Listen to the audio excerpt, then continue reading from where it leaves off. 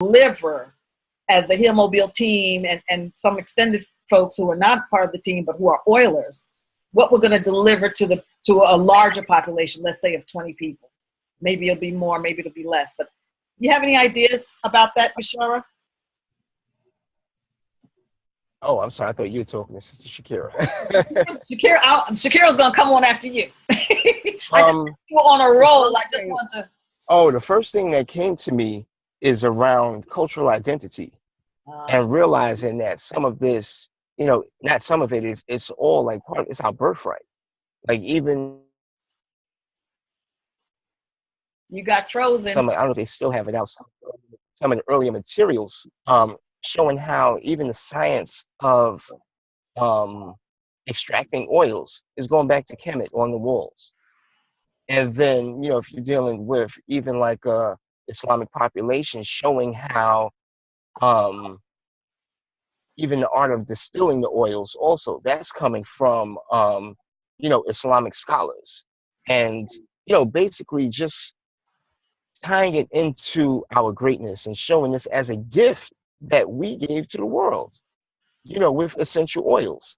And this is part of our cultural heritage, you know, some of these things during enslavement or wars of enslavement or prisoners of war, as I was speaking to, and even realizing that we were more so prisoners of war.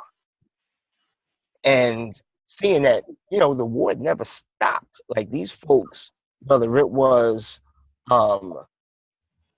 yeah, just that part, really. I don't want to go too far, but just the part around our cultural heritage and the roots and showing the different ways that we use oils, plant medicines, plant extracts in our culture and how that was a part of our physical health, part of our spiritual health, part of our cultural identity.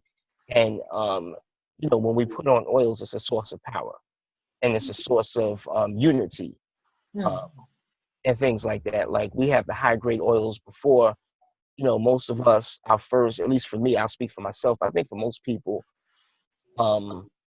introduction to oils were like what folks say Muslim oils that the brothers sell on the street. Right. You know, frankincense and myrrh, Egyptian musk. And those were excellent. And I know those felt empowered. Like when you smell that, you know that's a brother or a sister.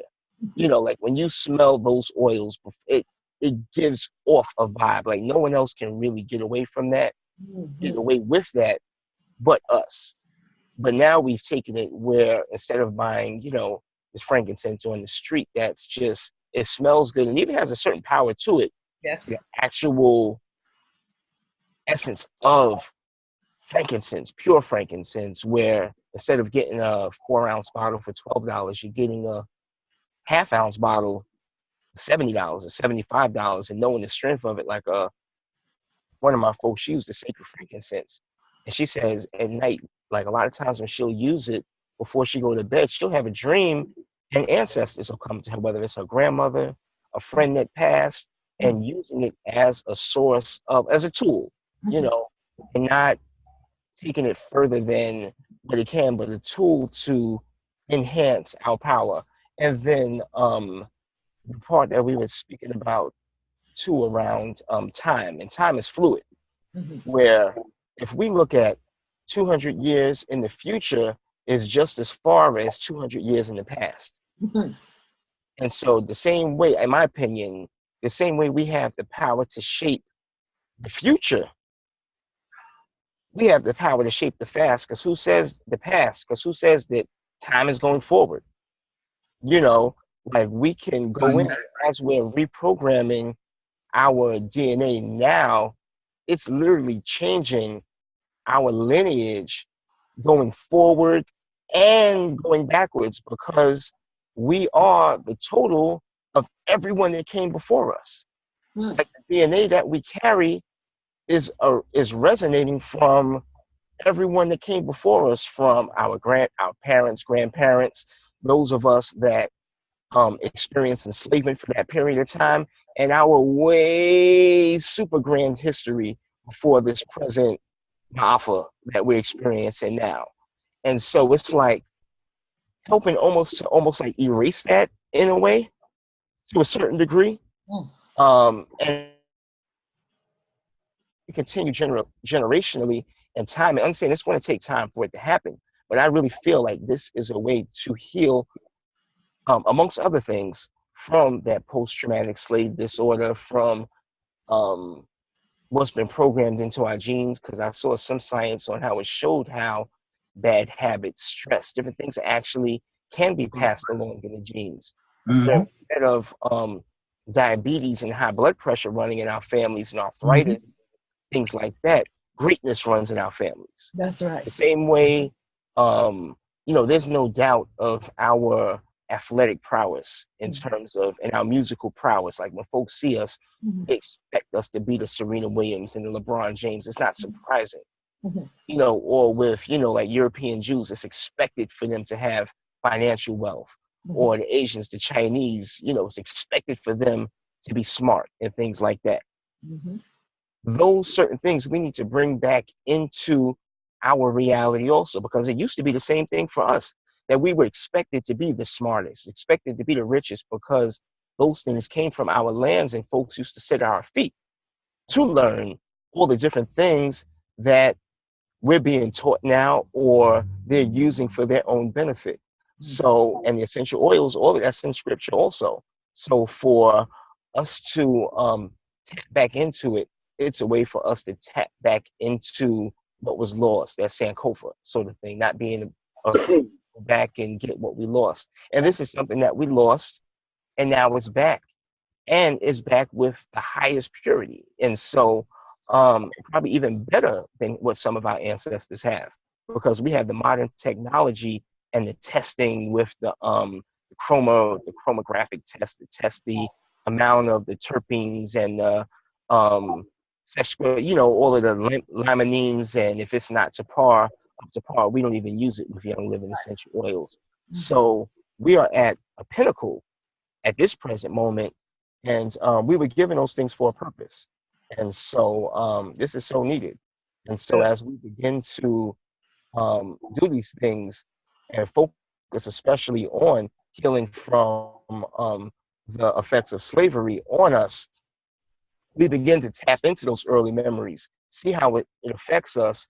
And then when we see how it's affecting us today, we see it and be like, nope, that's that thing. Nope, that's that post-traumatic slave disorder. Oh, nope, that's that trap stuff. That's not real right now.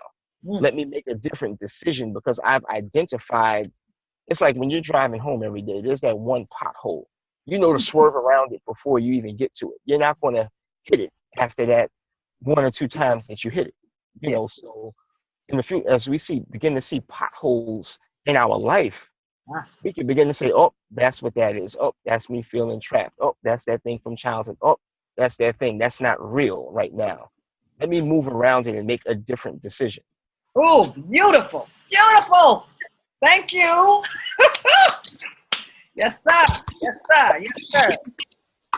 The quintessential. That was a beautiful nutshell right there at the end. Different decision. Thank you, Bashara. Right, Shakira? Totally brilliant. I mean, just brilliant assessment of wonderful nugget. Dealing with. Brother Bashar, let me just say Assalamu alaikum. I don't know that we have met formally at all, but I've seen your name, and boy, what a powerhouse. I mean, just brilliant. What came to me while you were speaking was, recalling the conversation that Niamo had this afternoon earlier, where we were talking about a contrast between the post-slavery stress disorder and syndrome and the slave/master syndrome. And the distinction being that, post-slavery stress disorder that we talk about really is kind of a misnomer, because as Niamo was reflecting, if you're a sane person of African descent these days, you know, sanity really looks like being crazy and mad all the time. I mean, if you're not crazy and mad all the time, then you probably are a bit insane. The fact that anger is so prevalent, it's a prevalent meme in our society, you know, in these times. It operates at the micro level and the macro level. Micro in that inside of me, every time I, you know, pick up my social media or turn on the news and hear about another young black man being killed or another young black woman being, you know, raped or killed or whatever, or, you know, being gunned down while being unarmed. You know, it just takes its toll. It really, I get tired of being angry. But it is a kind of a state of affairs that is reflected even in our national politics. The people who supported Bernie Sanders and the people who supported Donald Trump are angry. They're just angry. You know, everybody's angry because, you know, we're angry that our voices are not being heard at the government level, for good or for bad. You know, there are some who want our government to just, you know, pick up every person of color and kill them, toss them out of the country. And there are those who are angry who want everybody to have the means to personal empowerment and the pursuit of happiness. But we are angry nevertheless because the people that we elect to office are not listening to us. And so what occurred to me is that, you know, we have these oils that really allow us to connect to our limbic system, you know, our reptilian brain, the first mind. And so therefore we have an opportunity in using the oils to transform our anger into some sort of energy that we can use to move forward. And I really appreciate your discussion of the fact of the reality that time is fluid. It really is a construct, because when you think about it, you know, energy is neither created nor destroyed. You know, the creator put all that was here at one time. And it just has transformed in appearance over the centuries and the millennia. It has just transformed in appearance. And so literally, we do have the intelligence of those from 5,000 years ago, and those of, you know, and we have the material of the intelligence for those who are 5,000 years ahead of us. So we have, with access to the oils, it's possible that we have access to all of that, because we are able to tap into the universal mind. And so I just really appreciate the way that we are approaching this conversation, and I hope that we're able to deliver it to the people who come to us on October the 6th, so that we can really begin to help people, you know, address the way that they are feeling. God gave us the capacity for anger and rage. He gave it to us. So we must there must be a purpose for it. We must be able to use it. We can use it to destroy, but we can also use it to create. And so it's just a choice there at this point. So I'm hoping that we choose to work together to create. Sense.